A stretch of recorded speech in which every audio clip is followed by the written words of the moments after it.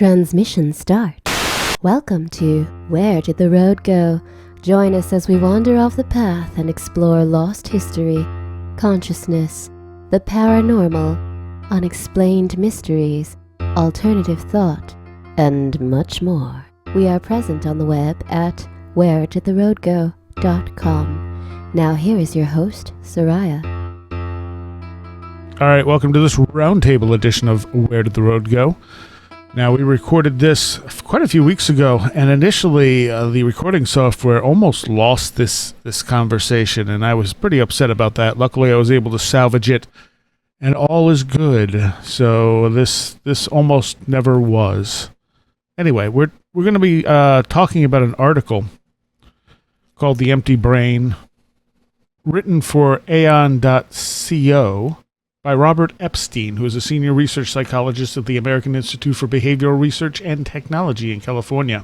Now, initially, we were going to kind of split off and cover a bunch of different stuff on this show, but this one provided more than enough for us to meander around through a whole bunch of different subjects and a whole bunch of different stuff, and eventually that's what it was all about. So, here you go. Here's the roundtable on the empty brain. Enjoy. Welcome to Where Did the Road Go?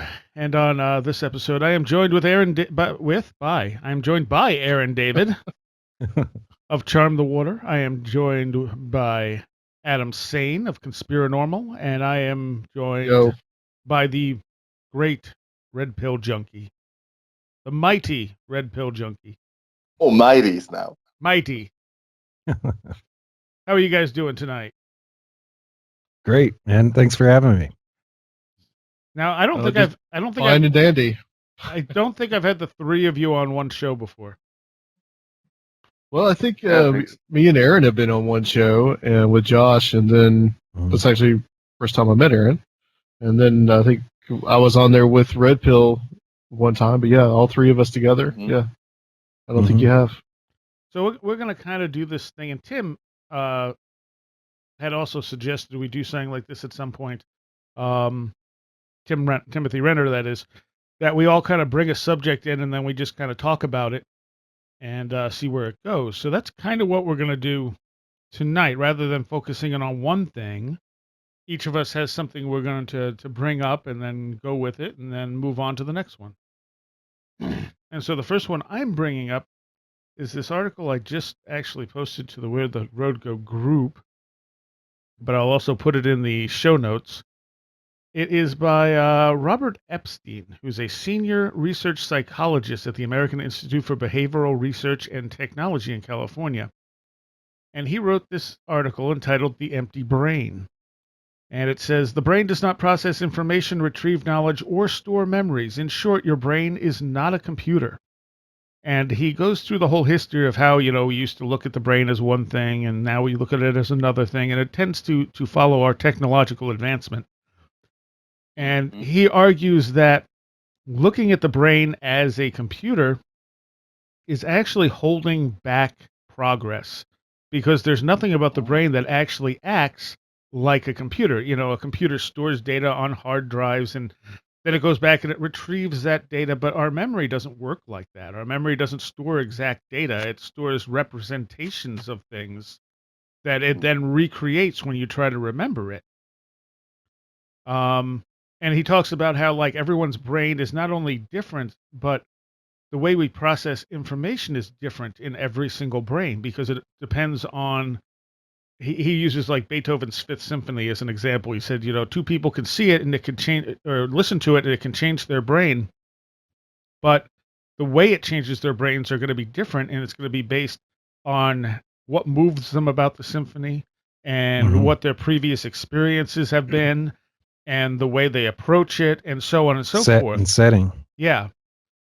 And, he also uses and I'm sure most people have seen this, the dollar bill thing, where they have someone go draw a dollar bill on the board without looking at one, and they get kind of a rough approximation of a dollar bill, and then they cover that and show them a dollar bill and have them redraw it, and then they draw a pretty good replica, and then they show them how vastly different the two are. Because interesting. because memory doesn't store exact details like that. It stores a generalization, and again, the brain recreates based on what it needs. It's a very good article. It's very long, but it's well worth reading through. And at the end, he says, "We are organisms, not computers. Get over it. Let's get on with the business of trying to understand ourselves, but without being encumbered by the unnecessary intellectual baggage." The IP, or information processing metaphor, has had half a century run, producing few, if any, insights along the way. The time has come to hit the delete key. Yeah, I think with technology is our always been our best metaphors. I've heard you guys talk about this before, and the most interesting ones I've heard recently. I'm glad we're getting away from the computer, but rather what software the computer is running. Our reality, or the reality of the ego, being sort of described as a computer game avatar. I think that's the most interesting one, but still, that's still stuck as in our technology is what we're trying to draw metaphors from. Right, right. Well, that's what we have as a framework to work with. That's the problem. I mean, we can't come up with something that we haven't invented yet, or we would have invented it. Hmm. Hmm. I Yeah, think we use these metaphors in order to try to make sense of the world because we have these. Well, this is the basic tenet of enlightenment, isn't it? Brought about by the revolution of the encyclopedia and all of that. That the universe, the world, is knowable, is somehow will be able to be understood by logic eventually. And I guess this is the reason why we use these metaphors, is because we somehow understand how these machines we have invented work, because we are their creators. So we know how a steam engine works. Therefore, we at first thought that the world was something like that, and then we understood how to create a clockwork machinery, and then we thought that the universe could also be understood in that way, and now we're using computers. But the basic idea of behind the metaphors, I feel, is because since we knew how to build a computer, we will eventually know how the universe actually works. But maybe that's just faithful thinking. I was looking for the actual quote in here, but he had a great quote explaining how we don't process anything like computers do.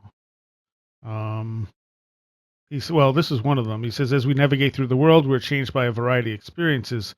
A special note are experiences of three types. We observe what is happening around us. We are exposed to the pairing of unimportant stimuli with important stimuli, and we are punished or rewarded for behaving in certain ways. But he also talks, and I cannot find it, where he says, we've created computers, and computers seem to have a sense of intelligence, although not necessarily autonomous. And since computers have intelligence and we have intelligence, we must just be a more vastly complicated computer. And that's not Mhm. necessarily the logical conclusion there. Hmm. He says we don't store words or the rules that tell us how to manipulate them. We don't create representations of visual stimuli, store them in a short-term memory buffer, and then transfer the representation into a long-term memory device. We don't retrieve information or images or words from memory registers. Computers do all of these things, but organisms do not. RPJ, I heard you throw back a little bit to your essay, this Mhm. age of rationalism, where you're right, sorry, it's not logical.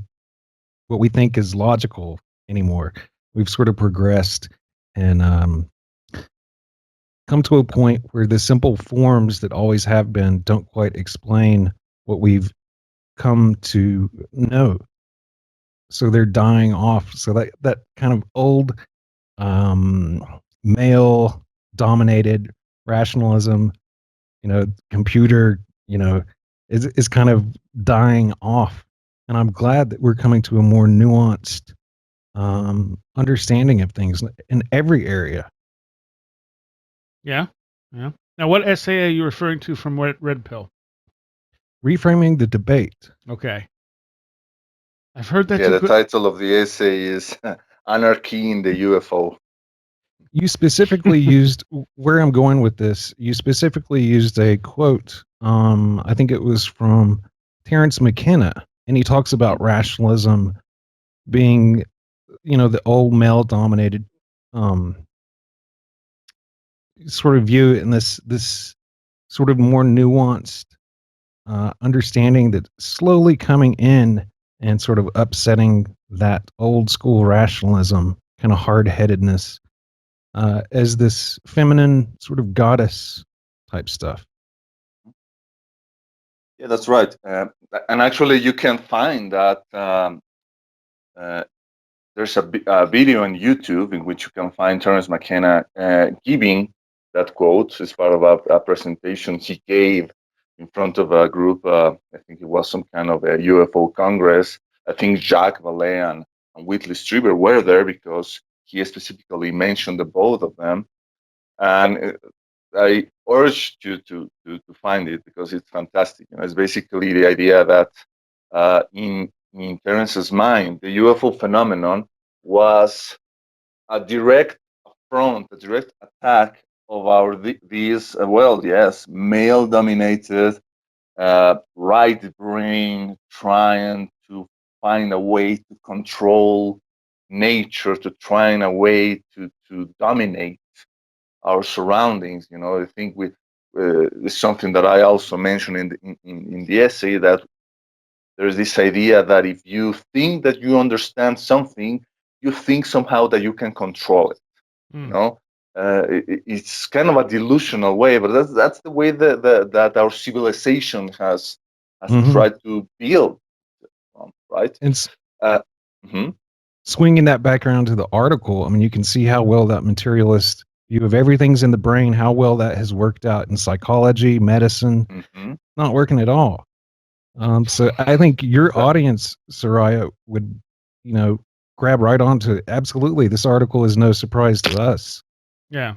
But it's written by someone who's not like a fringe scientist or someone investigating the paranormal. And that's what's important to me about it. Yeah, he's got a little bit more heft behind his statements. He's more interesting establishment. It's interesting how it's usually all these senior scientists, the ones that are no longer trying to prove anything. They have, reached the peak of their career, so they are kind of like free to toy around with all these heretical ideas, and they have become untouchable. So that those are the guys who try to are no longer afraid to rattle the cage of academia. To try to show how all these conventions should be revised. And I guess what happens with their peers, their younger peers, they they they kind of seem to pay attention to it, but they just go around their business because they are still trying to get there, right? They're still in the rat race of, trying to write as many peer-reviewed papers as they can, trying to get tenure, trying to get the grants. So you do that by, following the line establishment by the I don't know, playing the game. Yeah. Forms, dogma, creed. There's Kabbalistic terms. Those are always under like a male thing. I'd like to make a distinction between rationalism and rationality. Rationalism would be more the worldview, that kind of male. We know it, and we're not going to change anything. We're not going to look at anything else because we already know it. And it's as opposed to rationality, which does take in other things. And what's being taken in, I mean, this article, sorry, I haven't read the whole thing, but isn't it interesting? We're getting pointed towards the idea of spirit or soul. Yeah, and he doesn't exclusively say that, but when you start pointing out that this stuff is not stored in the brain, where is it stored? Hmm. And there's also, and we've talked about this before, where people have had, organ donors who have picked up memories or skills or stuff from the person who donated organs to them. Mm. And that shouldn't happen in a more materialist sort of fashion. It implies that we're infused with the stuff that makes us up. Yeah, or even psychics who are able to allegedly get imprints from objects that were previously owned by other people. Yeah. Uh, I just wanted to mention something that isn't it curious how we're talking about this rationality, we perceive this nowadays as a like male dominated kind of like attitude, but it wasn't the case in ancient times. I mean, think about the Greeks. The goddess of the science and logic was Athena. So there was a time Hmm. when rationality was kind of like a feminine uh, uh, thing, Yeah. Yeah. whereas male was about uh, you know emotion driven and not really Hmm. thinking things over, acting by almost by instinct. And now we see that it's almost like it's becoming kind of like backward. Yeah, with the gods and goddesses, I look at them as these archetypal Hmm. ideas, and I think the one, Susan, uh, was- uh, Susan Demeter St. Clair, is that it? Demeter, yeah. Okay. Demeter Sinclair, yeah. Yeah, I heard a couple of interviews with her the last couple of days, and she dropped the Gaia word a couple of times, Hmm. and she seems to have a fondness for magic. She talks about that excitedly. Hmm. And I heard her, I think, mention bringing magicians in on the conversation, the ufological and Fortean conversation, which I thought really interesting. I haven't heard a lot of people say that. And I heard her also refer to her UFO experiences. I think she said she was 23. Um, I heard her refer to them as an initiation. I thought that was really interesting. Hmm. Um, and the idea of initiation as what turns us from that kind of stuck in forms to what gives us an alternative way of thinking. And RPJ, I've heard you talk RPG.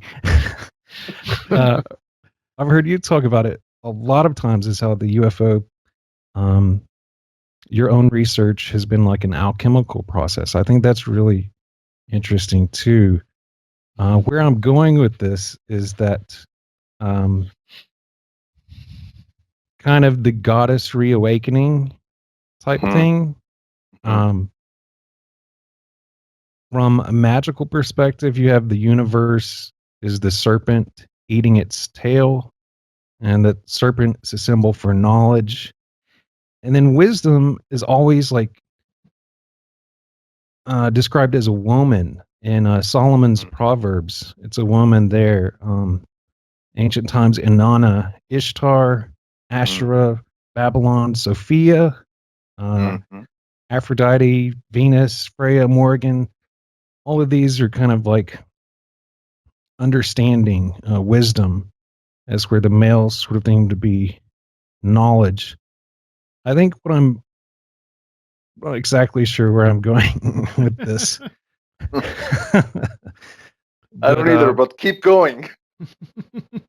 I think it's interesting how the Virgin Mary stuff and these apparitions are so like the um, UFO experiences, and how I think it's super interesting to hear you guys putting, or at least Susan mentioning Gaia in with this, and sort of a reawakening of that which has been suppressed for so long in materialism And this is what's upsetting materialism and kind of reawakening us. And there was a time before I got involved in magic and had my experience where if I heard goddess, I would just kind of like roll my eyes because I was in that fundamentalist Christian thing and that was so new agey. But now, after being involved in this stuff, I don't think that way at all. In fact, I did an episode on Babylon and sort of the understanding there's a Gnostic text, thunder, perfect intellect, and also John Dee's writing.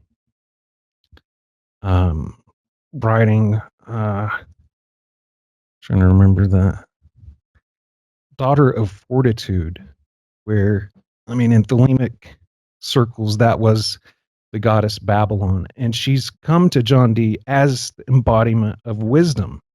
And same thing with thunder, perfect intellect, woman describing herself as wisdom. Same thing in Solomon's Proverbs, this woman describing herself as wisdom. And so I don't know, throw that out there. Hang on. To me, I make a distinction between knowledge and wisdom. I think that the 21st century Western civilization is full of knowledge, but it lacks wisdom that maybe previous civilizations had. We have the knowledge to, I don't know, travel to the moon. At least we used to have. That same knowledge can also translate into the destruction of the planet. But we don't have the wisdom in order to try to preserve our planet, to preserve our mother. If we want to use the Gaia mythos or the Gaia archetype, and I think we should, because there's something about that, about giving agency to the planet, giving like a personality. If nothing else, it's maybe if we regard it as such, we may have more respect for it. We may have a deeper understanding of how to try to, I don't know, preserve the things that are worth preserving. Fair enough.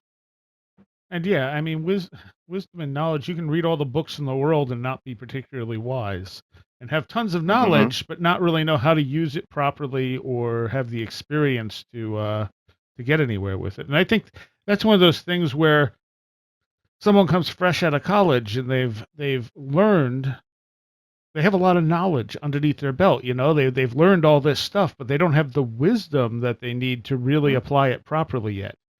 And it takes a while of life experiences and failing before you start to learn that sort of get that sort of wisdom. I think that's why these intelligences or Gaia or whatever you want to call it allows us to do what we're doing down here. We have to learn ourselves, maybe with a little bit of guidance, but we got to make our own mistakes. I think of Crowley's Aeon of Horus, the crowned and conquering child. There's, for example, in Jurassic Park, Michael Crichton's novel, there's the character of Ian Malcolm, who makes the argument that, well, there are practices in which knowledge becomes wisdom because attaining that knowledge takes years and years of practice and discipline. And one example of that is martial arts, in which the practitioner has to take years and years of practicing or mastering their craft.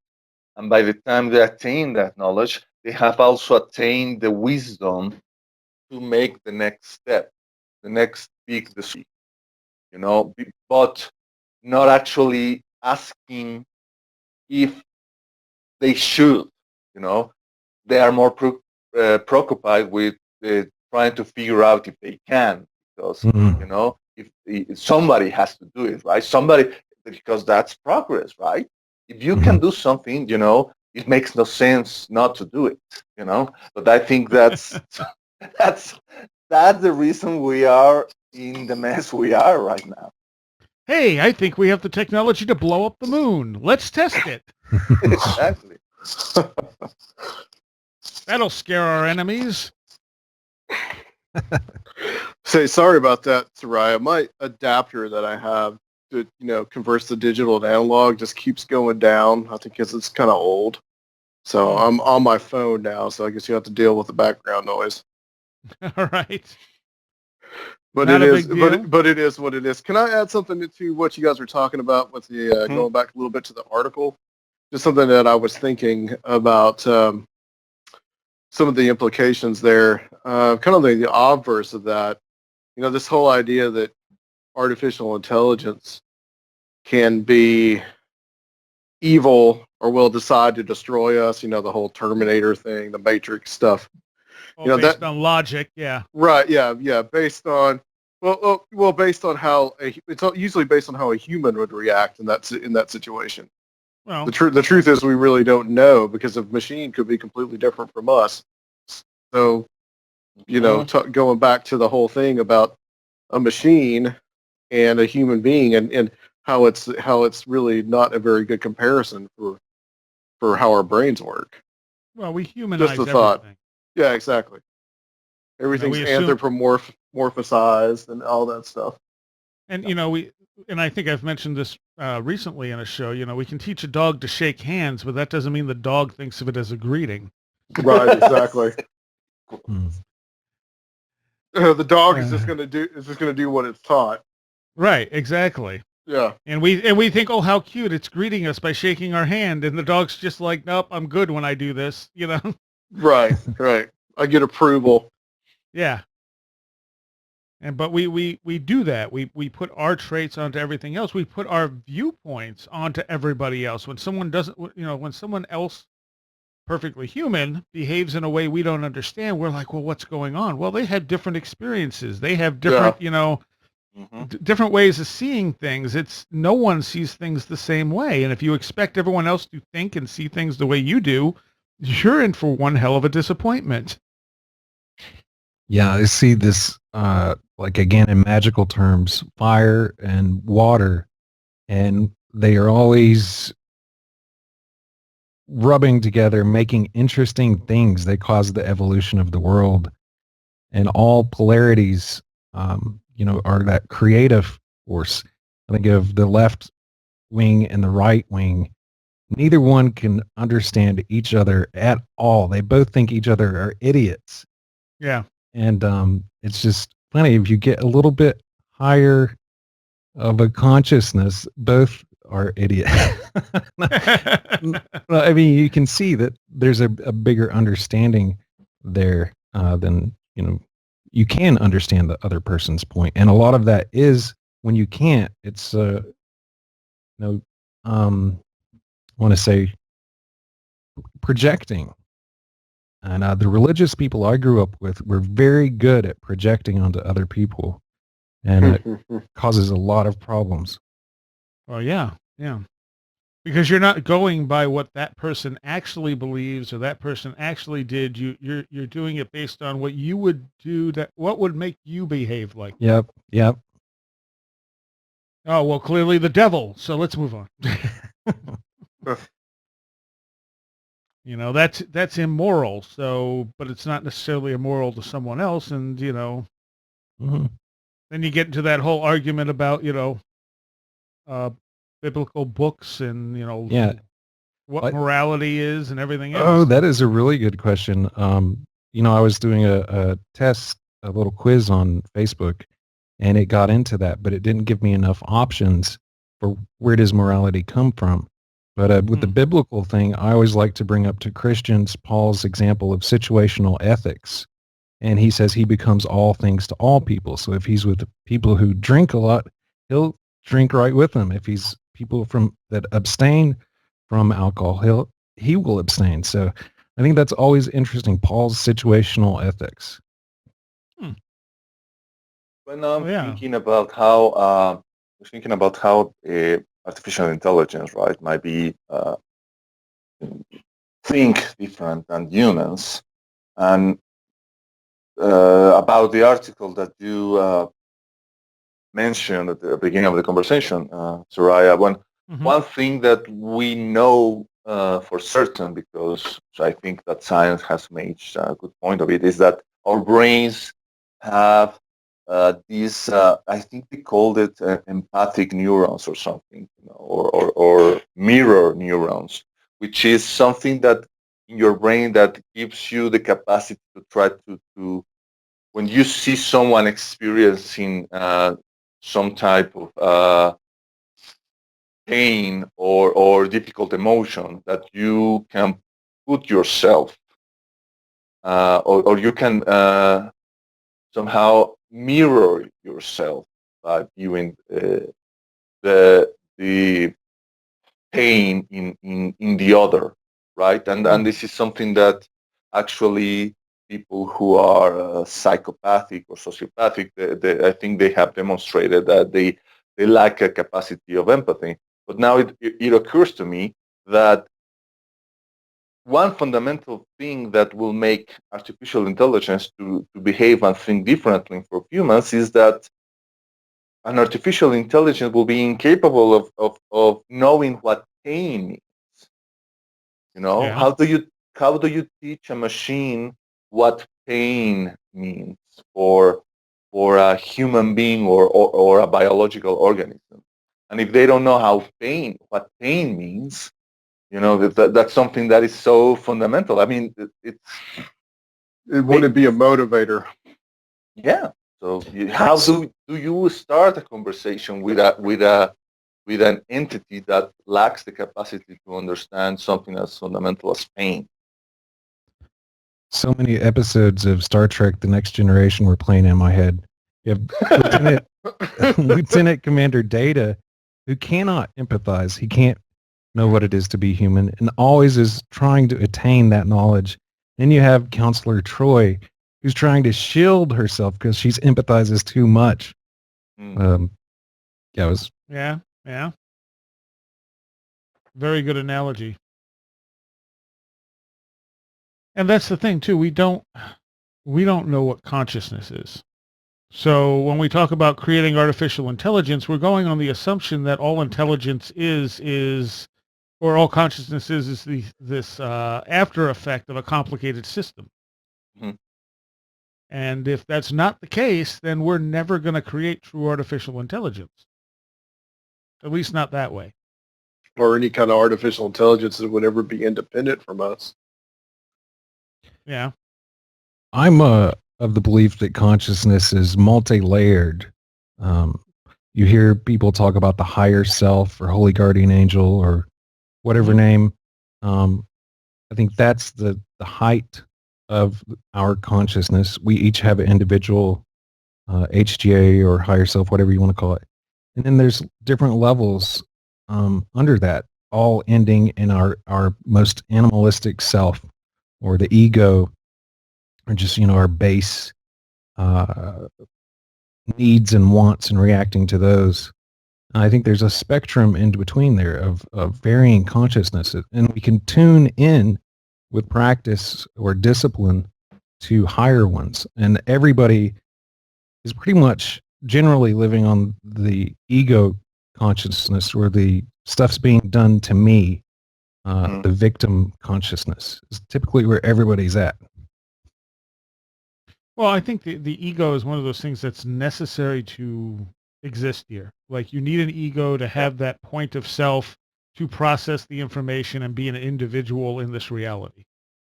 But it's where we, it's possible with various things, practices of magic, meditation and stuff, to kind of get beyond that while still being here and get that sense of connection to bigger things. And isn't it interesting? That's when weird stuff starts to happen. Yeah. Like UFOs, apparitions, poltergeist, all this weird stuff. When you start tuning into those higher consciousness, that's when it starts coming in. Was it you guys I heard? Go ahead. Sorry, the question arises, talking about the ego. So is the ego the primordial or original state of consciousness, or is something that is has evolved out of some kind of like higher consciousness?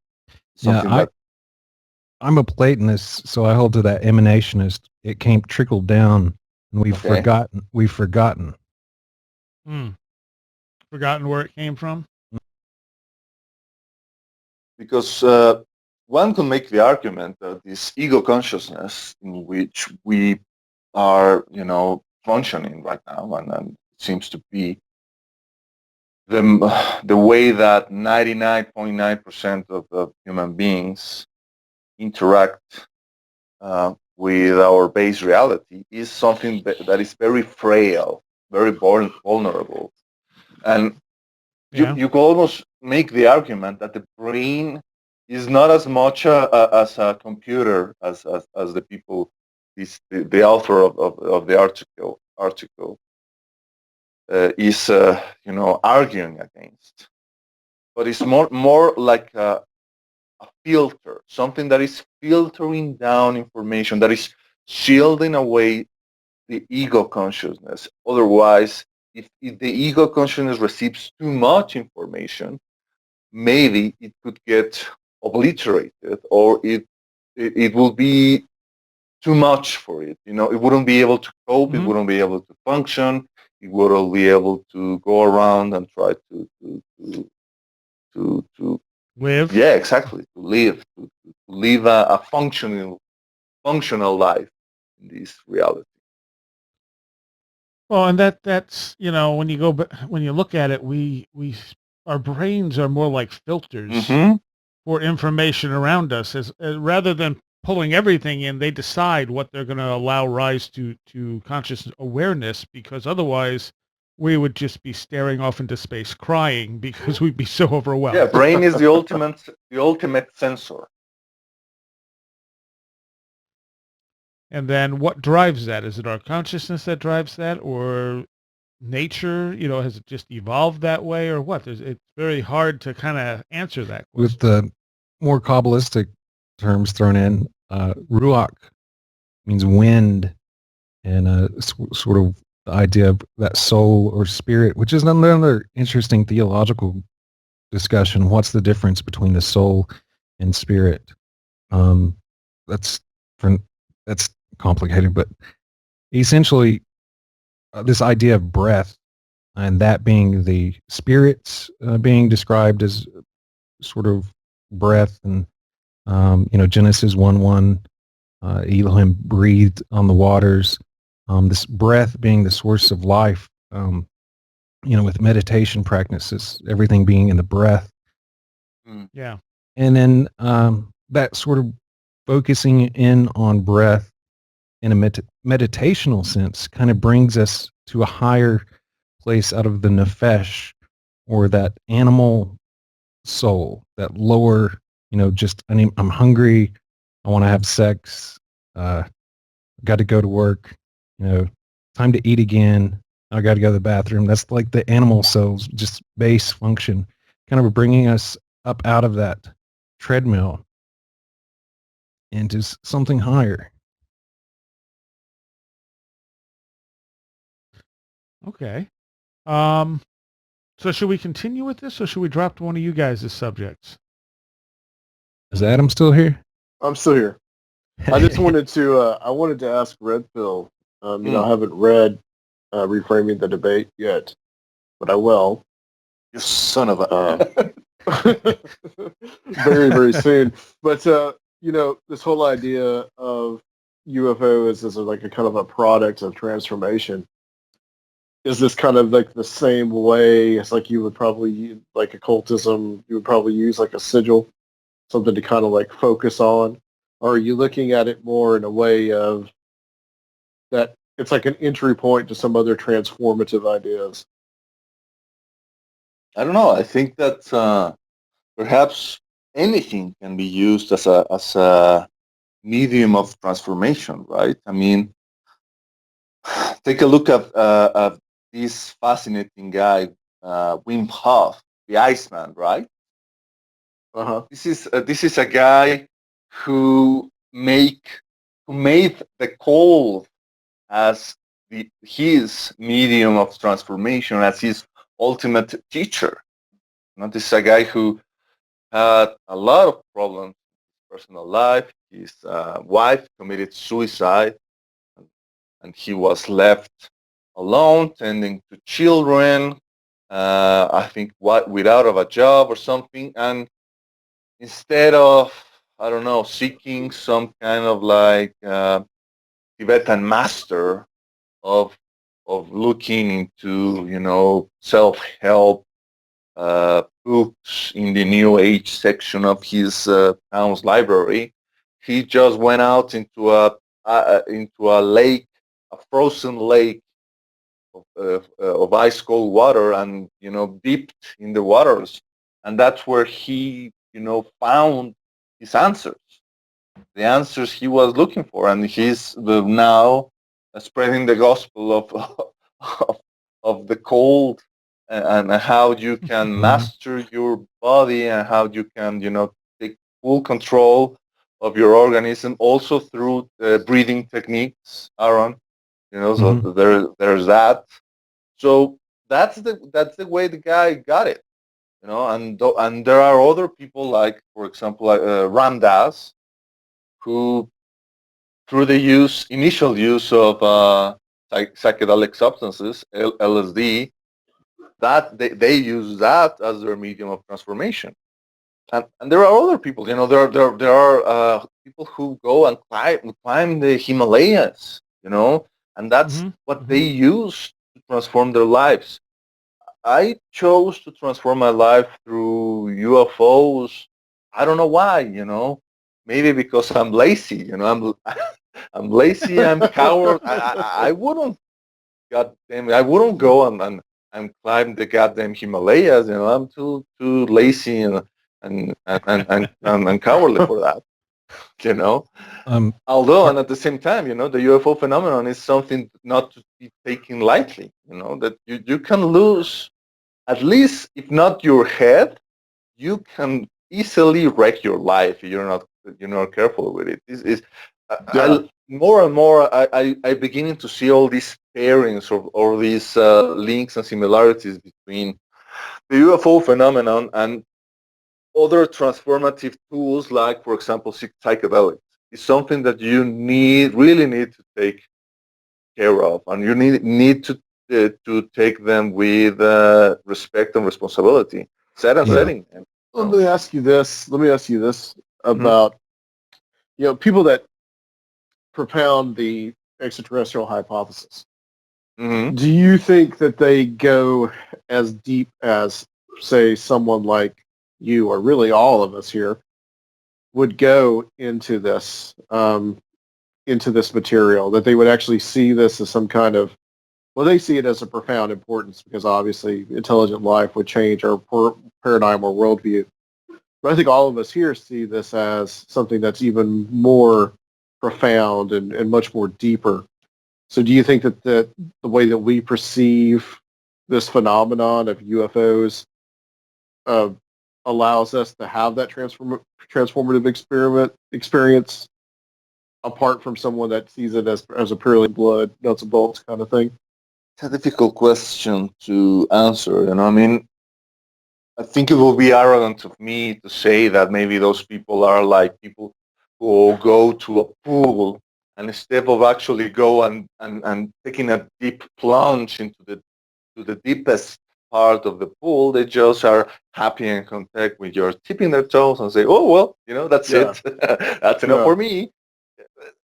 Maybe there's something of that. The people who go to church and they are happy to go to mass and sing the songs and be partaking in that sense of community, but not really asking the hard philosophical or theological questions of, well, wait a minute, why are we here, and why would a God allow for things like, I don't know, cancer or war or famine, abortion, child rape, and whatever.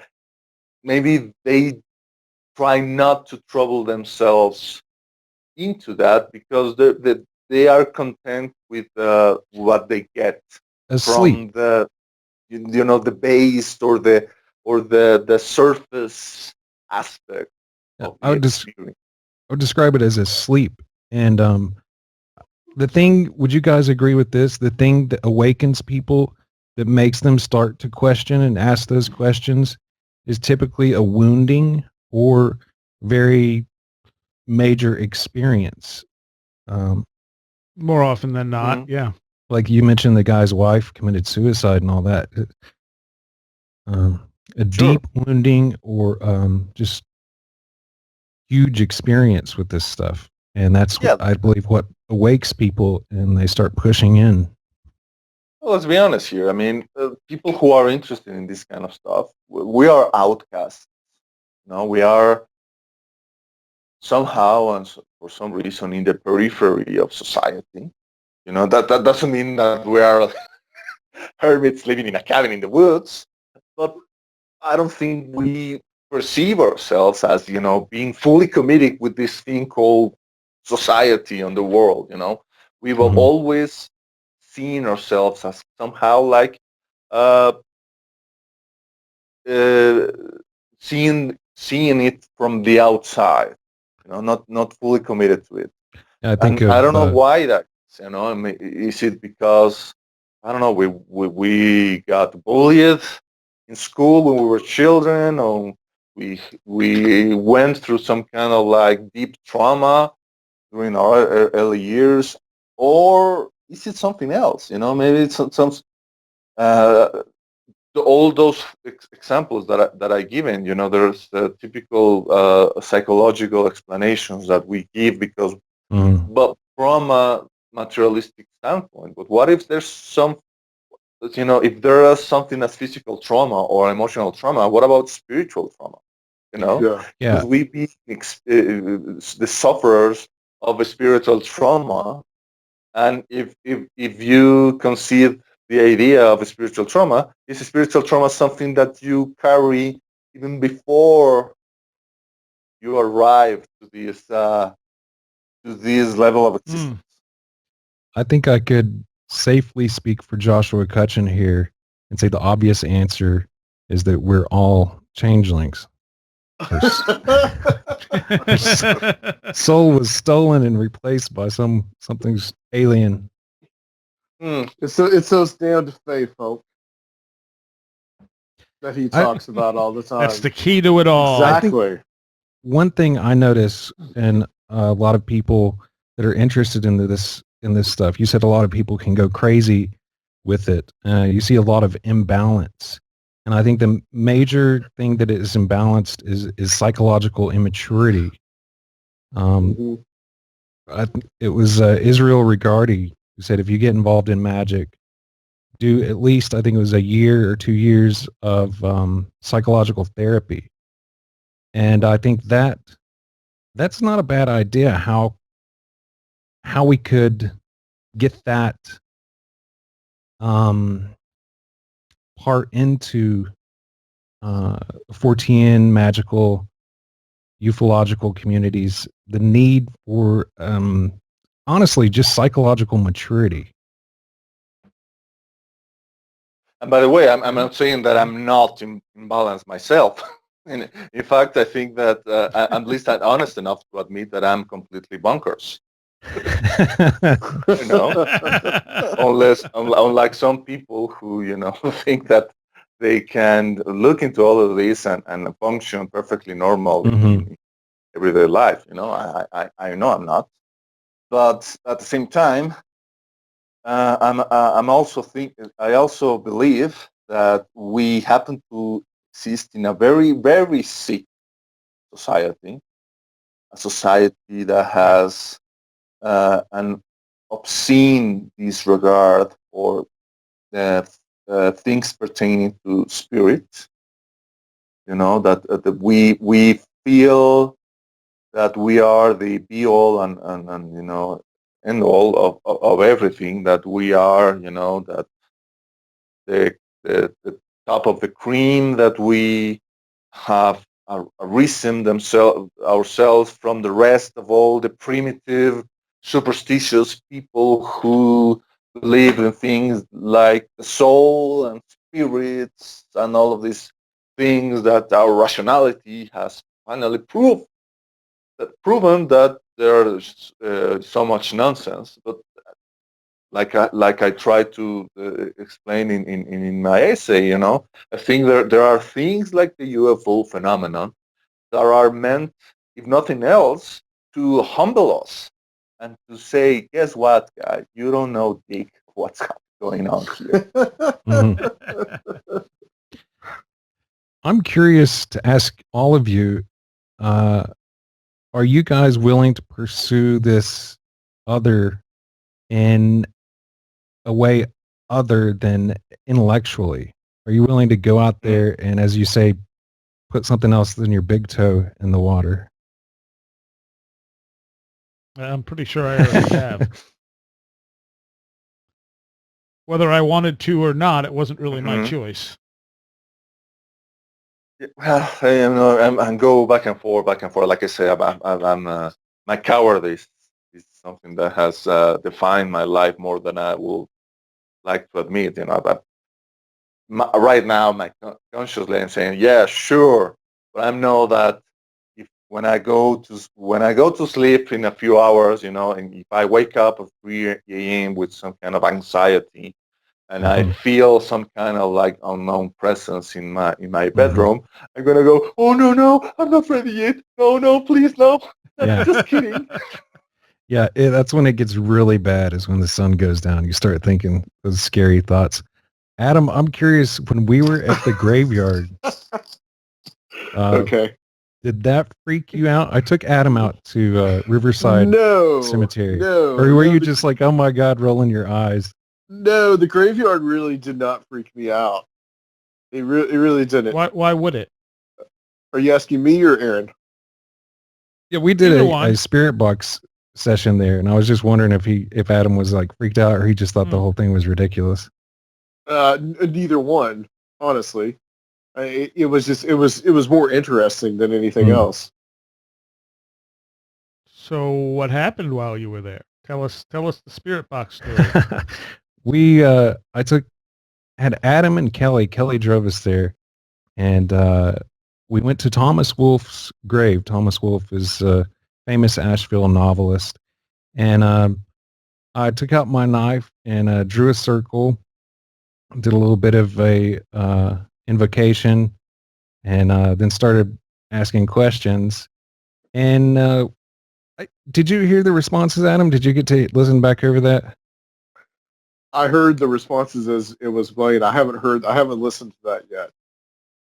Kelly had the headphones on, and I think we got some really interesting responses. I asked who the love of Tom Wolfe's life was, and he said Jen. Yeah, and, I remember you saying that. Mm-hmm. We got some other stuff. Goat came up and a couple of times. That's because of you, Aaron. I don't know. It was if you listen over it at night, and spirit box is something that's borderline subjective. Sure. It's when you get those direct responses, and it's fairly clear that if you're sitting here at night with the headphones on, it gets pretty freaky. Oh, I bet. So the question about it though is it your consciousness influencing the spirit box or something else? I believe it's. I believe it's something else because of the responses we got when I closed out I want to say ritual. Well, that's what the spirits said. You could hear them say it's their ritual when I was closing it out and dismissing them. And as I dismissed them, we stopped getting responses. Mm-hmm. Right, but still, there's no way to exclude your consciousness as having created these spirits you're because you were medium. doing a ritual. Right. Well, I think Greg Bishop goes into this quite a bit.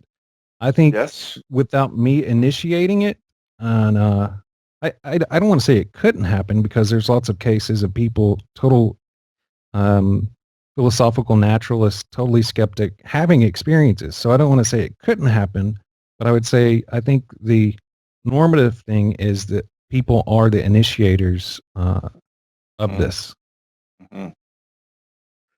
Well, Aaron, it really wasn't the graveyard that freaked me out. That freaky ass doll that you have, that was freaky.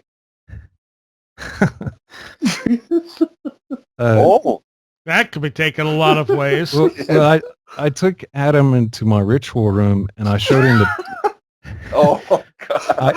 I showed him the picture of Jesus. It's a picture of Jesus's head. It's all bloody. I showed him the Yeah. finger streaks down the front of it, which when I had my experience after this Venus conjuration, that picture got pulled off the wall. It broke what that doll was sitting on, and the doll was on the floor the next morning amongst a bunch of glass. But I showed Adam, I literally left those finger streaks down the front of that painting there. So it is freaky. Well, All right. I want to say this Okay. to your question, Aaron, about the other embracing it. The truth is that I really don't know. I go back and forth that I think that I'm just brave, and then I might face something that maybe is a little odd or a little strange to me, and I'll have this kind of weird urge to recoil. I don't know, but there's something that's like it has all these things that are ingrained in me that Yeah. I don't know are ingrained. Do you Mhm. understand what I'm saying? Yeah. And it's kind of like it's kind of like intellectually I can kind of say, oh, I'm fine. I'm not going to be freaked out, but then I'll get freaked out, and it's almost like a like an automatic response. You Yeah. know? Going back to Susan's comment that her UFO experience was initiation and altered her way of thinking. Yeah. I mean, I was totally freaked out at my experience, but over time, and I've come to think differently, is the best way I could put it, where it doesn't freak me out. I can kind of see purpose and something bigger behind this. So I've just gotten a hold of book Reframing the Debate. Yours is the first essay I've read, Miguel. Okay. I'm curious. You guys seem to be kind of pushing around on stuff. Have any of you heard of magicians go out and conjure spirits and demons and angels? Have any of you heard of a like not laughable group going out to, I guess, best way to put it is summon UFOs? Well, So you're talking not Greer. Not sure if I've heard about that. the Stephen degree Greer. of the I think I've heard you sincerity guys make fun of things. What's that? Yeah, this is a group of guys who, I mean, Stephen Greer has created all these, I don't know, protocols to try to establish communication with what he thinks are extraterrestrial craft. But some people will argue that what he actually is doing is, manifesting some kind of like thought projection uh, Yeah. that is created by the energy of the group that are the focusing their collective thoughts into something that is being very kind to Stephen Greer, because other people will argue that what he's actually is doing is faking the experience, but I wouldn't go that far because I don't want to get sued. But It's funny, Miguel. I'm sorry to interrupt, but just it's mhm. funny that here's this group that is kind of going back to my question. Is like here's a group that does believe in the nuts and bolts stuff, but Yeah, believes that they can command these nuts and bolt flesh and blood creatures that are supposedly higher than them to show up. That doesn't make sense to Well, me. do you guys remember yeah. Well, Prophet? religions usually don't make much logical sense, Yeah, in their doctrine. granted. You But guys remember? mhm. Sorry, go ahead. No, I was going to mention, as an example of people who are doing something that is not what Laughable. Greer is doing. There's for example, Jeff Ritzman, someone who was with Greg not too long ago, and he gave Mhm. his own personal recipe to try to actually have some kind of like paranormal experience, which is Hmm. trying to go to a you know secluded area, in nature where there's not a lot of people, and going there uh, in the middle of the night and staying there, and thinking about trying to have that kind of experience and going there uh, every night, no matter what. And he says, your kid has their, I don't know, recital or something. Doesn't matter. You have to go there. You have a big dinner with your in-laws or something. No, you have to go there every night. And he says that people who are skeptic that someone will happen, they will report back and say, yeah, something did happen, and I'm really sorry that I actually attempted to do it.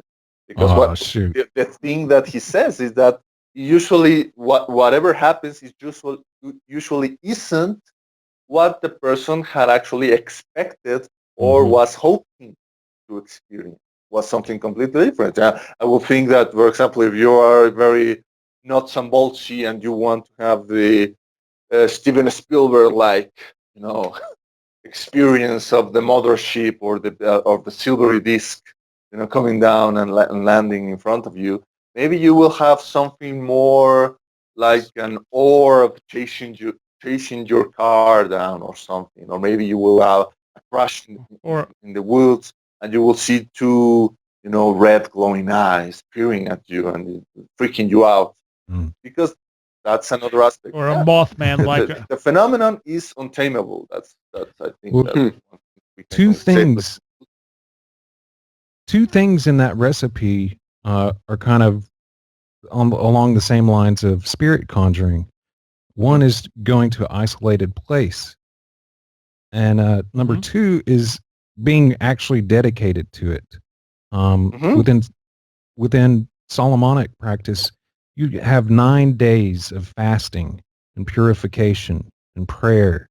And I don't know if you guys heard the Stephen Skinner interview, but he believes a lot of that is because spirits don't like how we smell.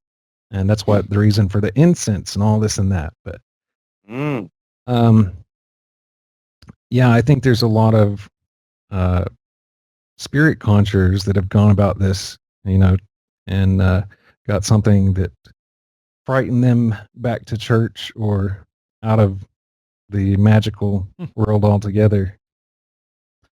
But some of us get a taste of it and want want some more. The full shebang. Yes. Well, the very nature of paranormal phenomena is of the trickster. So, I mean, it's going to always throw curveballs at you. Mm-hmm. And you can never fully trust any of it. That's the other thing. Very much so. Yeah, I remember listening to Graham Hancock give his presentation at the Paradigm Symposium. I think it was in the year 2014. And he shared with the audience his first experience with DMT, right? And he said that like the minute after he had the shot of DMT entering his system, he distinctly heard, a voice saying, "Oh, now we got him." and the thing that he immediately thought, okay, but only for 5 minutes. He had forgotten that 5 minutes in that state of consciousness can be, equated to a whole eternity. But that's another example of, going into plunging yourself into the deep waters of this mysterium tremendum, as the brother of Terence McKenna, Dennis McKenna, calls it. This black void into which you see the complete annihilation of everything that you perceive as being you. And something that, like you said, it's part of the initiation process. If there isn't a risk, then it's not a true initiation. Yeah, I think all initiates have to face that black void. So many spiritual leaders talk about this in so many different, from the East, the West, the cloud of unknowing in the West, in Christian terms. In sort of Kabbalistic terms, that's Doth, where the dragon's Yeah. head is destroyed. And above that is Binah, understanding, wisdom. So it's almost like all the forms, all the knowledge has to come to a point of destruction and that abyss or void until then you can see in a different light. Well, it's and if I remember right, Crowley would call it facing Yeah. Corona Zone. Yeah, wouldn't it? the guy on the threshold, something on the threshold is what Crowley called it. I can't think of it right now. Dweller on the threshold. But yes. Which isn't that also the name of H.P. Lovecraft's story? Mm-hmm.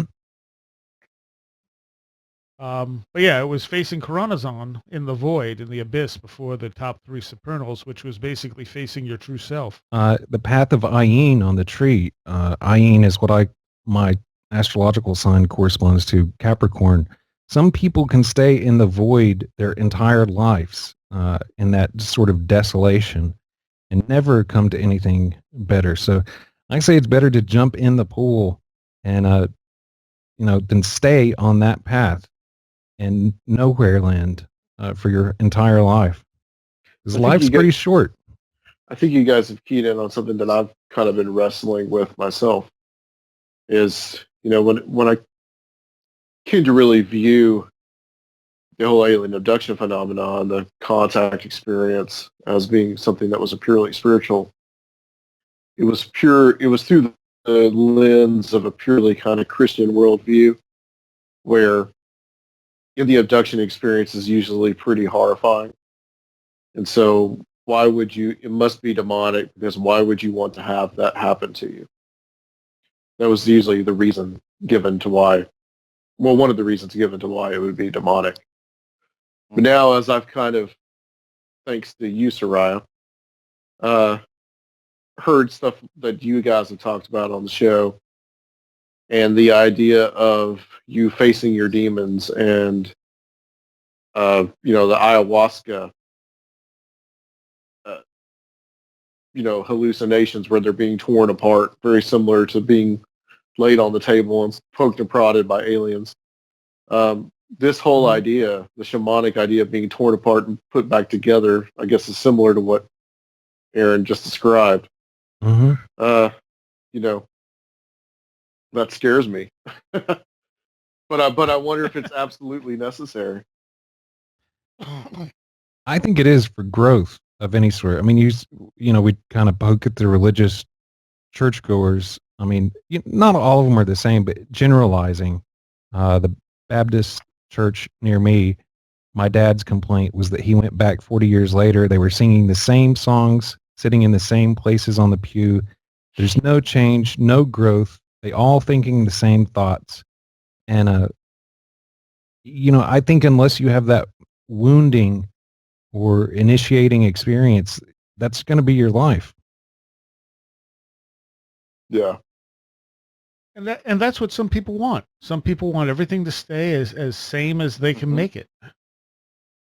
Yeah, some people. Change is scary. They think that the tradition is just about preserving stuff and have somehow making the world static. But maybe it's just not the way. Maybe the tradition is about helping you move forward by knowing where you were before. Mm-hmm. Yeah. Lighting the path, taking the path as far as it's been lit before, and then lighting it some more yourself. And then moving the torch at least one step forward. It's about that knowledge transitioning into wisdom. Mm-hmm. To bring that full circle. Wisdom is the proper application of knowledge. Could I ask you, Sarai? I want to ask you. since you have all these weird experiences and you're so like they're just so much a part of your life that you're almost flippant about them in so many ways. Do you think that you've been through this process now and that you've come out the other side and that you see these events and this phenomena as different? Well, I always see it as different, but I don't think it's ever done with you. There's But you don't always a but you next don't step. find it terrifying, I guess is what I'm saying. No, no, I don't find it terrifying.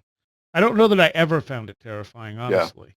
I always found it interesting. It was always something I was interested in anyway. So to have some of these experiences, to do, work on things that are like magic and then have it actually work was like, okay, well, that's interesting. I mean, I was looking for it.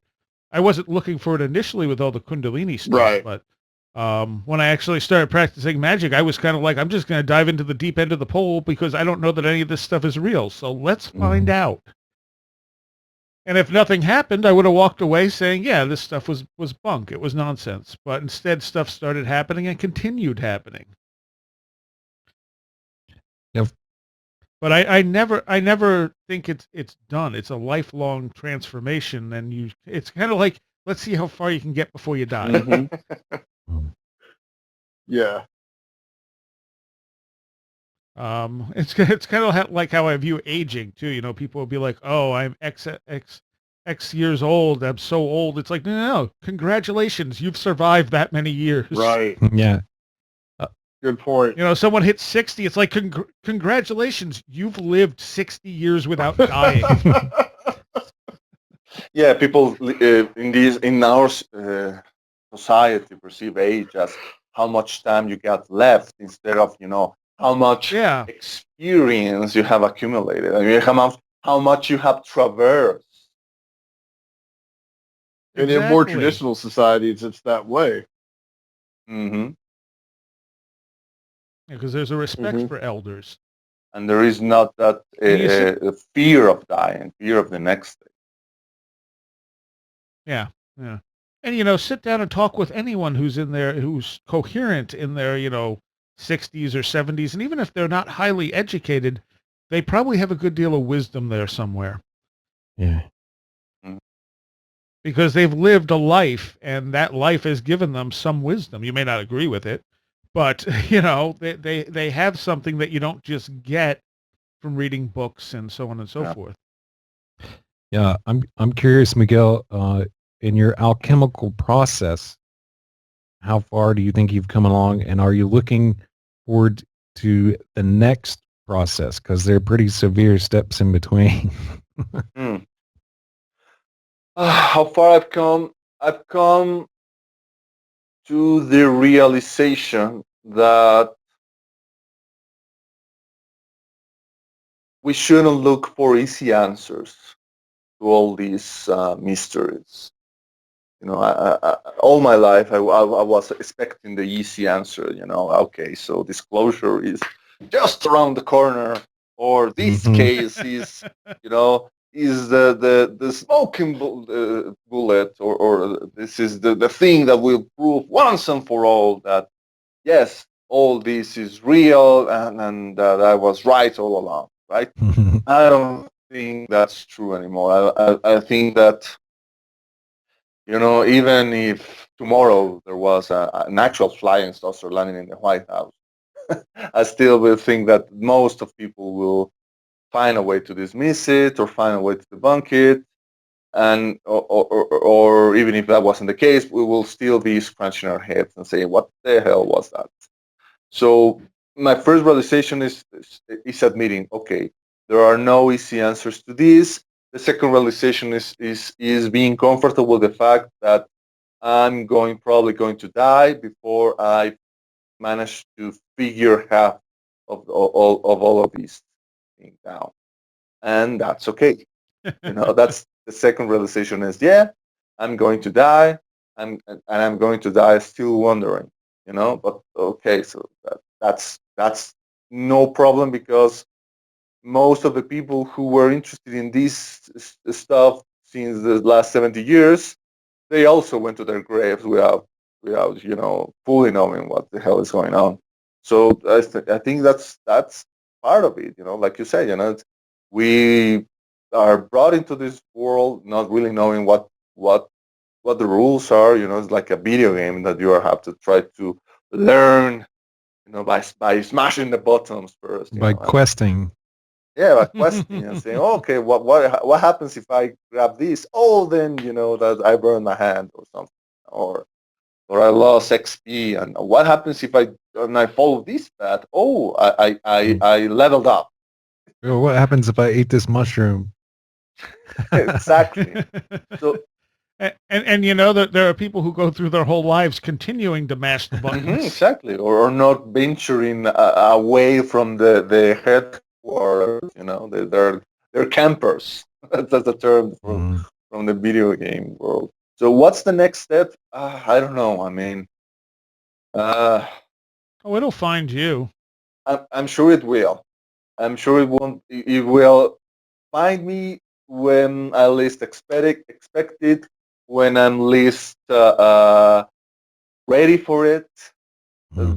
Just like everything else, just like it will be. I just hope it will be. It will keep going to be a wild roller coaster. And then I will have companions to join me in the quest. That's awesome. Kelly and I are kind of in an unsure place in our life.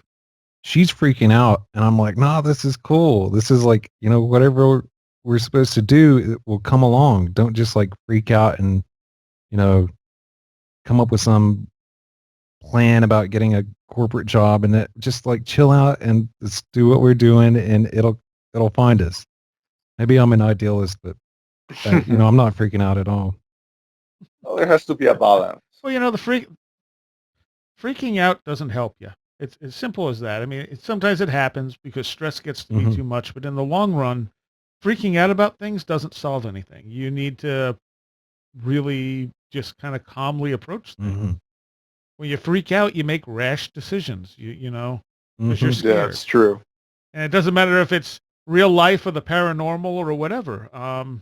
Reacting without thinking is not generally the best response. Yeah. About being scared. I went through a lot of anxiety a few years ago, and a lot of reading and podcast at night kept me a lot of company.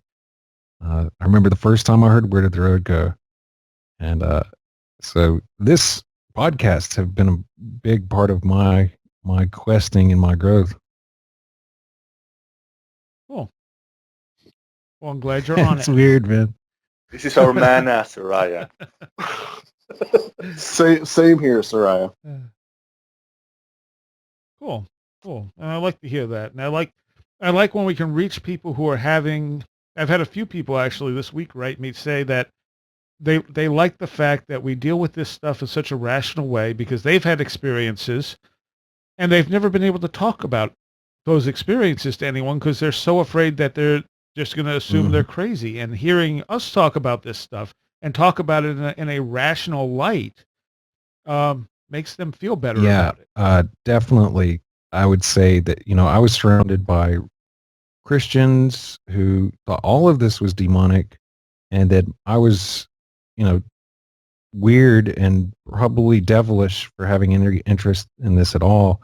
And so podcasts just like opened up a huge community of like-minded people from the people that I worked with, from family.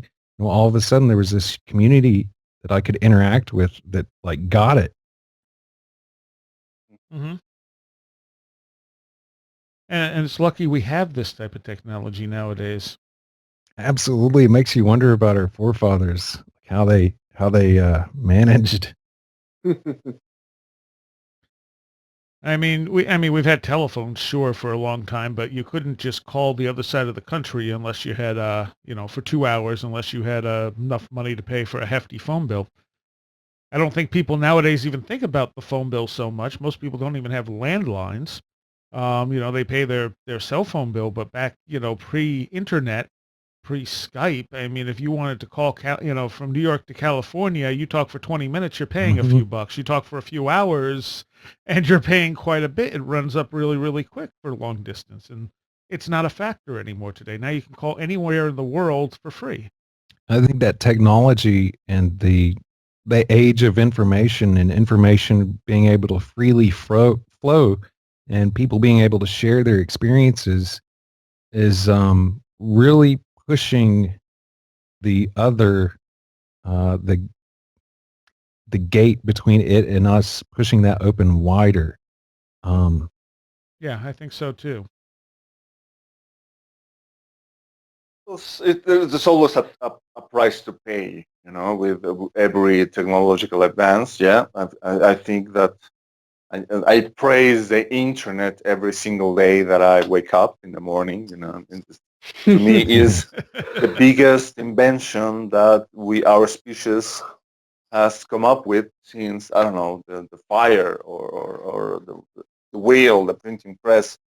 But at the same time, there's no denying that it is altering the way that we interact with the world and with each other in ways that we are barely able to grasp. I mean, what does it say? The first thing that you do in the morning is you grab your phone and you log on into this, collective dump of information to try to get your fix.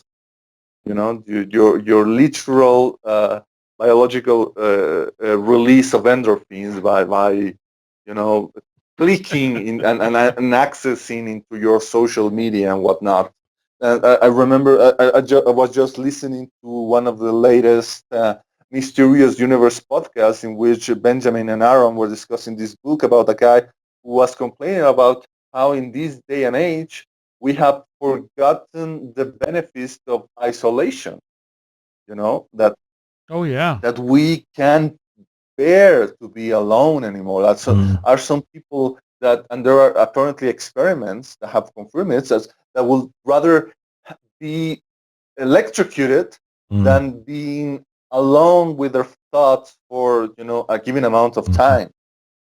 I think that has. Yeah, go ahead. I think that has so much to do with people constantly projecting onto others, and they're by themselves. There's nothing to project anybody on, and they have to face themselves. And I think that's what meditation and like the Solomonic thing about going out and calling other in by yourself in the wilderness, away from people. That's what we so need to get back to, is that time of isolation. There was some study about being in nature too that was talking about the benefits health-wise from being in nature, just a couple of days a week for half an hour or something like that. Mm-hmm. There are also studies that talk about like walking barefoot is good for your health. Outside in nature, and that makes sense. You're picking up energy through your feet. That's what I want. Kelly and I, she's going to move up here in about a month, and I think we're going to try to make something out of life together. And that's what I so want us to move towards, is more natural, getting into nature with our food, our daily lives, everything, and pulling ourselves out of this modernity with its craziness. I did a show you guys haven't heard yet, because I haven't put it up yet, the other night with someone who does meditation work and such out in LA, and she had contacted me because she realized her Kundalini experiences were similar to mine, and it gave her some terminology really to use with what she had experienced, and her experiences are very different than mine.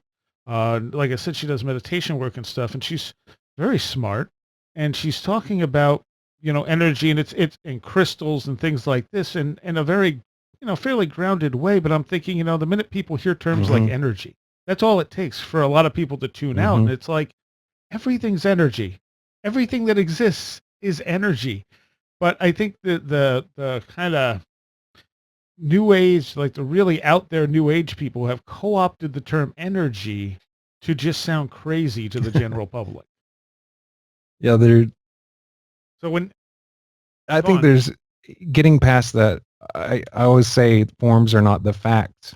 Being able to traverse little clicks, cultural clicks, and not letting those terms uh, turn you off or whatever, and being able to cross pollinate and not be offended by one group or another, and reclaiming some terms. Um, I think people are moving away from the term UFO just because of the wackiness of the Connotations around it, Yeah, the yeah. baggage.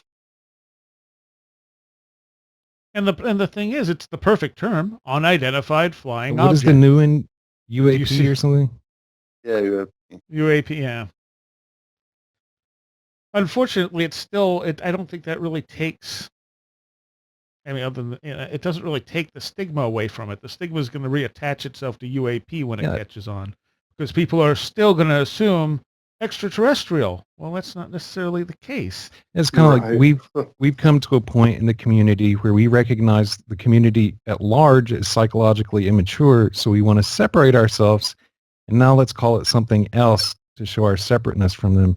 Paranormal is another Yeah. example. I've heard Mhm. lots of people calling Yep. for a new word for paranormal. Well, and that's Kripal in Strieber's book Supernatural, where Kripal says, a lot of people are shunning the word supernatural, but let's look at what it means, and the meaning is actually pretty concise for what we're dealing with.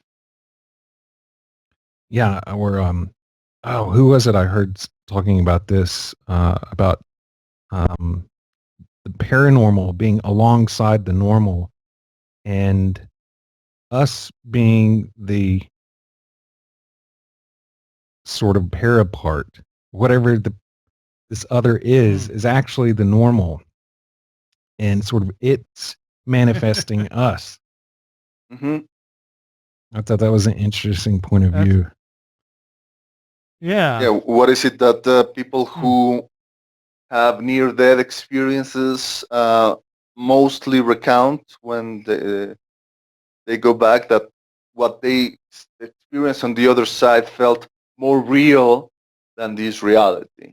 Mm, Then again, Right. then this reality is the fiction, and the other one is the true reality. So, and again, in a sense, you could uh, try to spin the thing about the paranormal on its back and say that actually that is more normal than what we think, or we want to think is actually what is quote unquote normal. This life of waking Yeah. up because this device is making noises and is telling you that you have to go into this routine because you have to follow this set of rules that someone established. No, you didn't actually sign when you were born into saying, okay, yeah, I have to work for, I don't know, 60 or 70 years.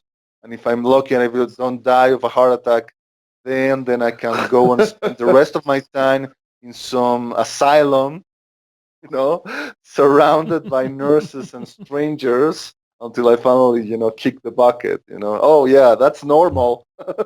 mm, Sounds Yeah. fun.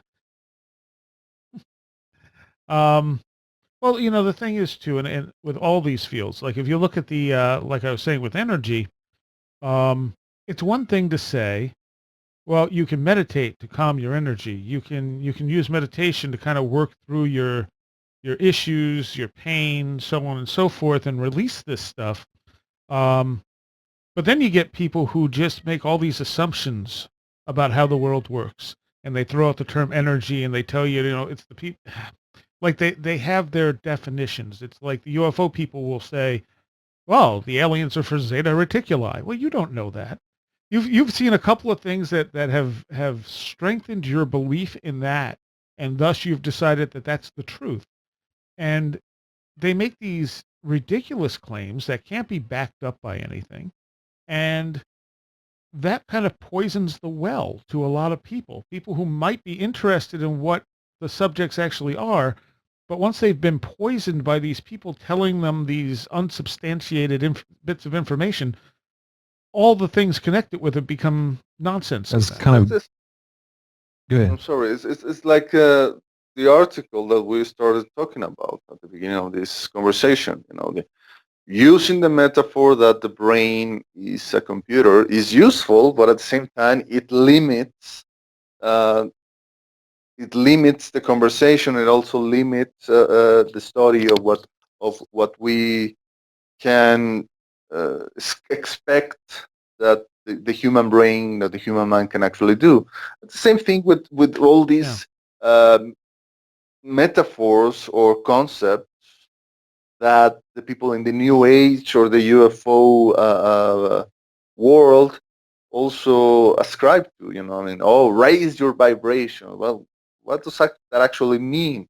Well, it's a kind of like a comforting idea, but it's very limited. It's very it will get dated very very soon. The same way that things like the ethereal body, the things that people in the theosophist movement, the kind of jargon they used at the 19th century, when science was still talking about the luminiferous ether, this medium in which scientists believed at the time that light will traverse the same way that sound moves through air molecules. And now, well, soon as the scientists discarded the idea of the ether, well, the people in all these spiritualist or psychic communities say, well, oops, I guess we just can't throw away the ether body anymore, so we're stuck with it.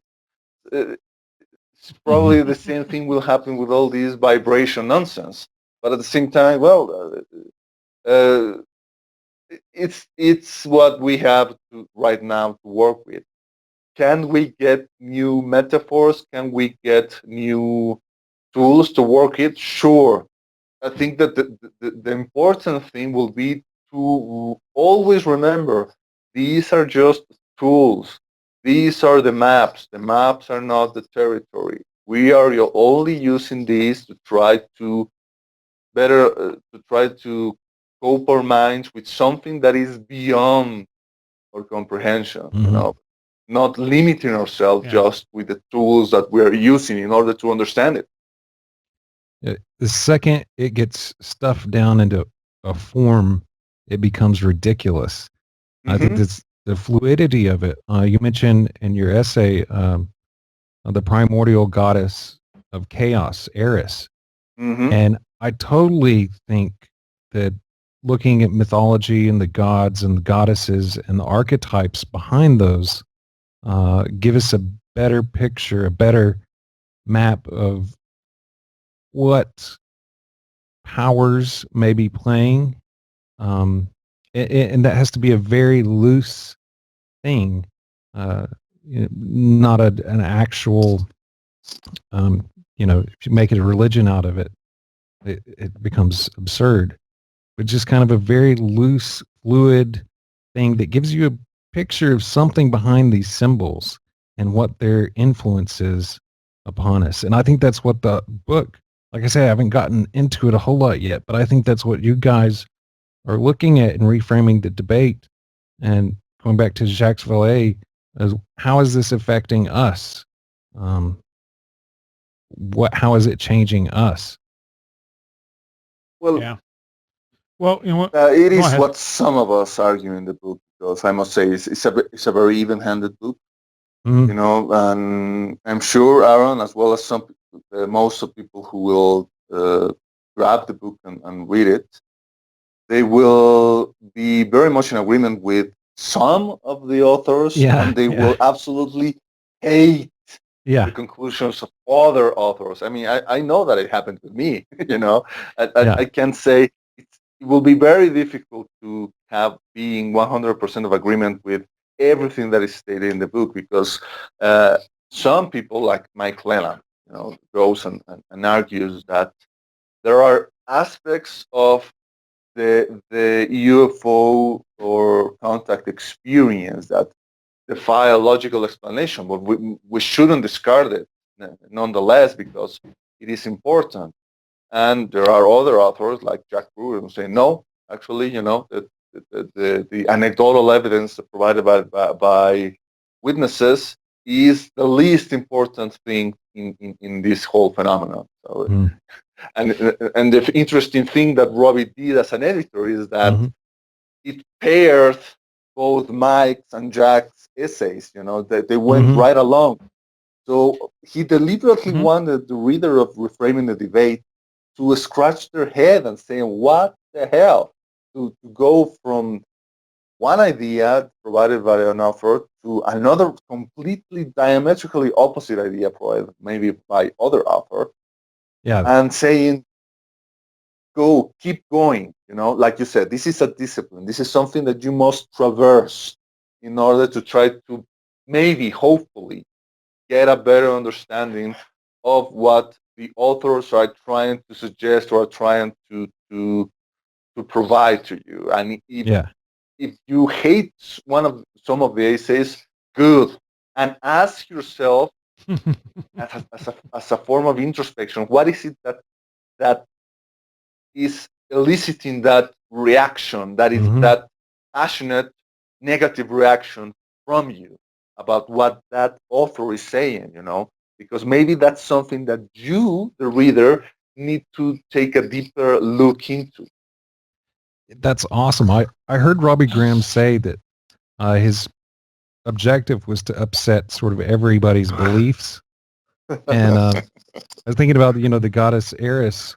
And I think you mentioned in your essay Robert Anton Wilson. And I remember him saying that he made it a point to read something that he totally disagreed with because he recognized that as something that would alter his own way of thinking and cause growth. So I think that's an awesome idea.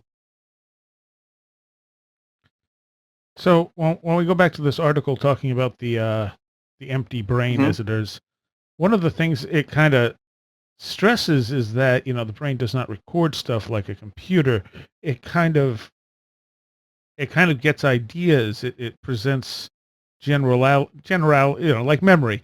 Memory you don't recall memory like you do, putting a DVD in and watching a movie again. It's not exact. It's kind of representative. It's symbols. It's everything that, magical practitioners have been saying all along. Symbols, mythology, this type of stuff is important because that is actually how our brain works, how our brain processes things, is with these very things that we've had all along. And it's only recently that we've moved away from that type of stuff and said, no. Basically we're computers. That's a good point. I totally talk about language being, starting with dreams and being able to interpret the symbols in your own dreams. And you start finding out immediately, wow, some of these symbols are universal. And you start to see myth in a different way. Yeah. Yeah. And how is that ingrained in us? Because, why are these symbols there? Is it the collective unconscious, like Jung suggests, or is it something else, something genetic that moves from one to the next, or some kind of field of energy, like Sheldrake suggests, that we all tap into, but we can't measure yet. Keyword being yet. I think that's what gives me the warm fuzzies. Even this stuff is really weird, that those symbols and universal archetypes, those are there. And so, all over the place, all over time, all over culture, same ones are in place. And so that makes me feel really groovy about questing.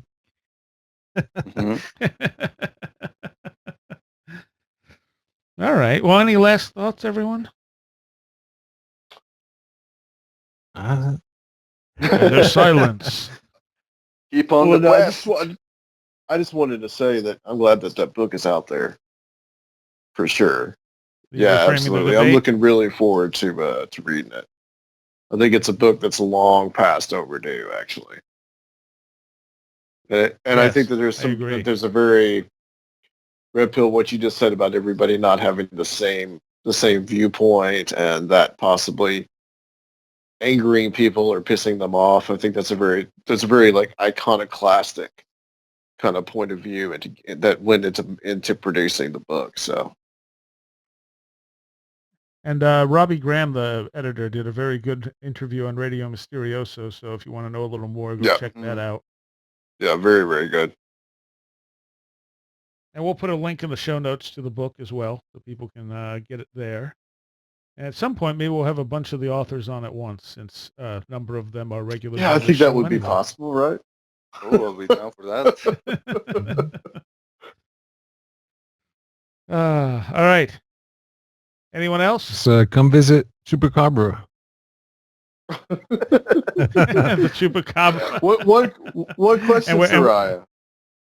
This is kind of my weak contribution to this, but I was really curious to get your thoughts. The Amityville Horror, real or fake? What do you think? Going back to our discussion on fiction and influence on paranormal.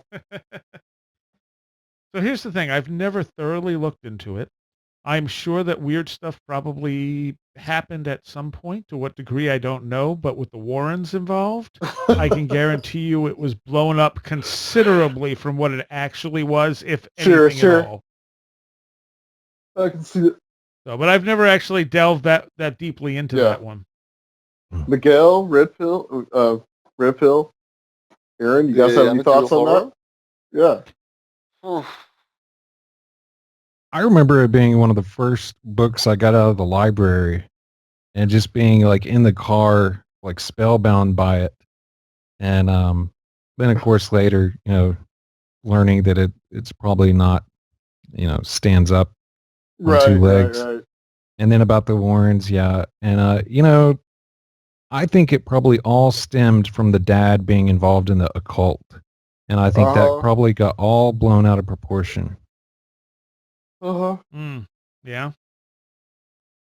Because that does happen when people don't understand. And then throw the murderer guy in there with it, and you've got to. Well, you see, the kids have come out now. Like two of the boys have come out now. They both have the same story. The George Lutz was heavily into the occult. He was into transcendental meditation, which I don't know how, some of that stuff is really blown out of proportion. But anyway, yes, this idea that they even possibly bought the house because they knew there had been murders in the house. Not the story that's given that they didn't know. Right, right. Well, some people will say, I want a haunted house. Let me buy the murder house and see what I can conjure up. Yeah. And again, who knows what's the noise there? That's one of those things we're never going to be able to detangle the noise from the reality of that one. Yeah. There's too much of it. When cases get that big, no matter what the paranormal field, but once they get so big, there's so many people trying to jump in on the story, trying to make a buck out of the story, and just the noise is so significant that you'll never unravel it. Well, here's the thing, not to prolong this any longer, but here's the thing about some of this is that I look at some of these cases that I looked at and said, oh, that is definitive proof that this is going on, blah, blah, blah, blah. Mm-hmm. And I look at some of this stuff now, and the more you look into it, the more it just kind of falls apart. Oh, yeah.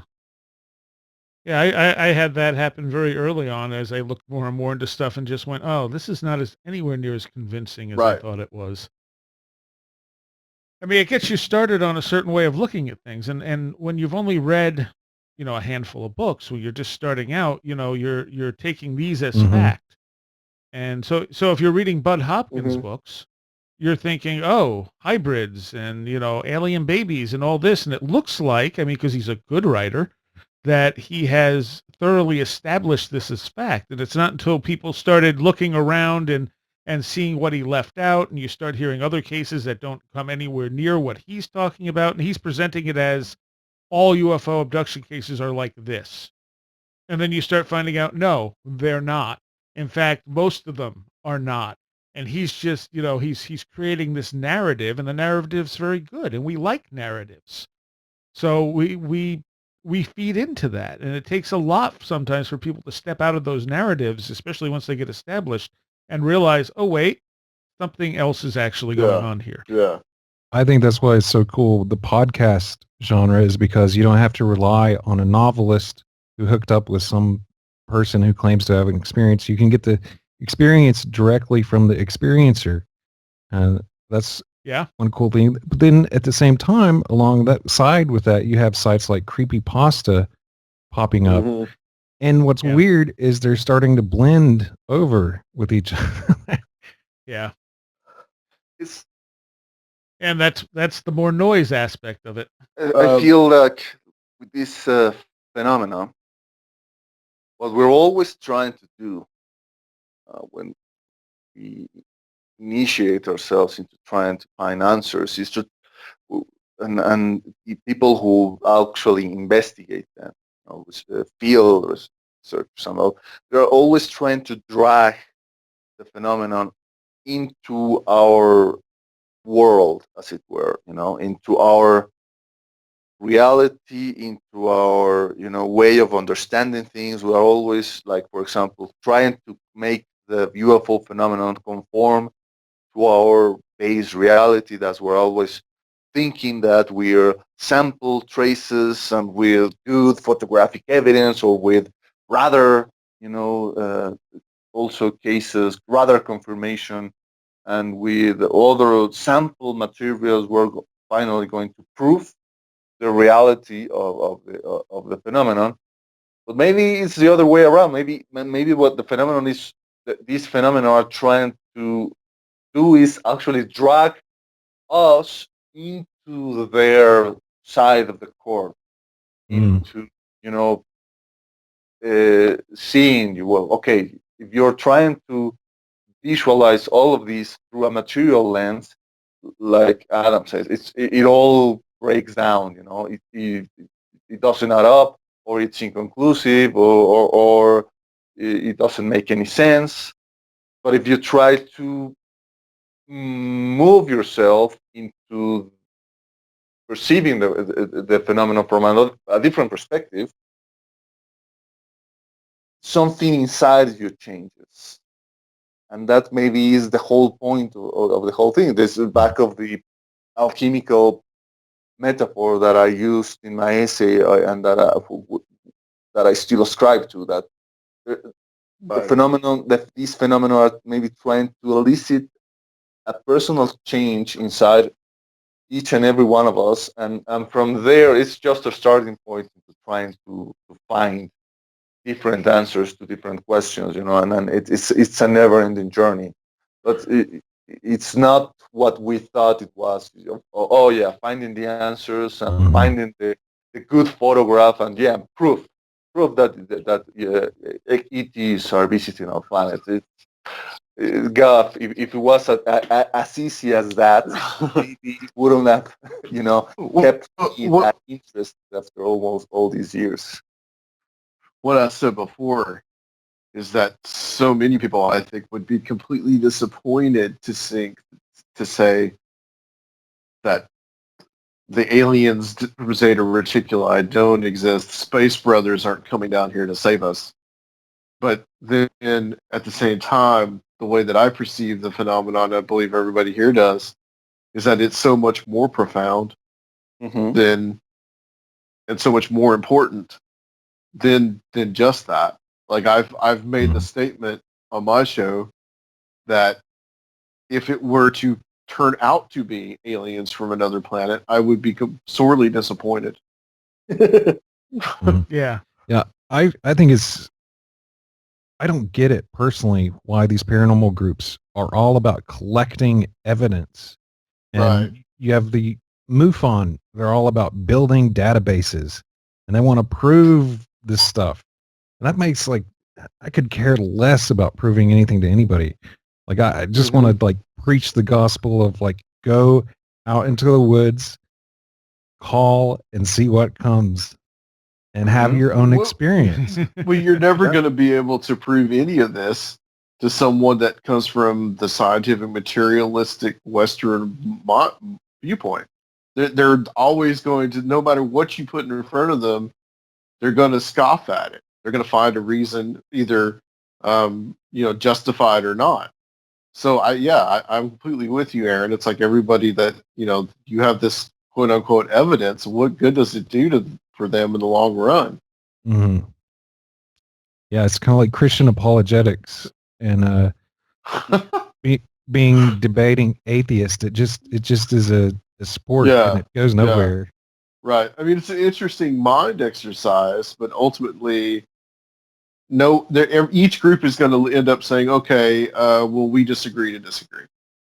That's really what all it ends up being. The one of the things I was thinking about recently, we always hear about videos, and occasionally people post videos to my wall and say, "Do you think this is fake or whatever?" But the thing is, you know, even if first of all, you can't really tell nowadays because it's so easy to Right. fake stuff. Um, but even if it's not a fake video, even if you got something anomalous on film, so what? It doesn't tell us what it is, It's like, "Ooh, you got this strange thing in the sky on film, and it's a real video. We got it." And great. We already know there are strange things in the sky. You did a good job getting it on film. Great, but it doesn't prove aliens. It doesn't prove its nature. It's just you're proving something that the non closed-minded people who study this already know exists. It's a matter of understanding what it is, not whether or not it's Yeah, actually a there. video will never prove something that is outside the paradigm. You know, it's something that I Yeah, saw yeah. recently I think it was a Mysterious Universe article. There was this grainy video that some guy took in California. Something that is very grainy, like that you will say is a typical blob squatch video, but it's actually something that people who have seen the video, park rangers, are absolutely convinced that there's an actual escaped ape, so like a chimpanzee that is moving, above the trees. So they will say, well, some pet that got away from some millionaire's mansion or something. Okay, so they're willing to give credence to this crappy video because yes, an escaped chimpanzee is not outside the paradigm. But if you try to use the same Right. evidence to try to prove the existence of something like a Bigfoot, oh well, that you're really getting yourself into a whole lot of trouble. Here's another aspect of this. I heard this. Micah Play talked about that, and the what immediately came to my mind was the fact that the next Planet of the Apes movie comes out next month. So that could have just been some kind of advertising campaign. Mm, potentially. I don't think that happens a lot. I think that's something that a few people have done over the years very successfully, and it doesn't get done a lot, but it's a good thing to blame stuff on. I don't know. Because really, but I would think if you were going to advertise the Planet of the Apes movie in a way like that, you would do something more. Grandiose. It wouldn't be Blob Squatch. Yeah, it Well, wouldn't be it Blob just, Squatch. it just gets people thinking. It puts that into everyone's mind on the internet, and then Well, I think it's may more likely be the synchronicity thing. One thing pops up Right. in culture, and then all these synchronistic events happen around that. but sometimes that's manufactured. You got to admit, especially now. Now in the age of Sometimes, the internet. sometimes, yes. All right, and with that, let's bring this to a close before it gets excessively long. People can find Aaron. Charmthewater.com, iTunes, Google Play, Stitcher, all over the place. Twitter at @CharmTheWater.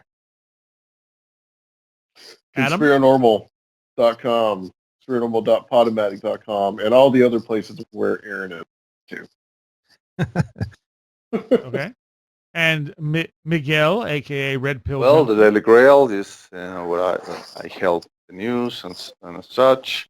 Mysterious Universe, where I occasionally write an article, and also absurdbydesign.com. Finally, I managed to release a crappy web page that is entirely of my own. Nice. About time. All right. Thank you, Thanks, guys. Soraya. Thank Yeah, you. pleasure.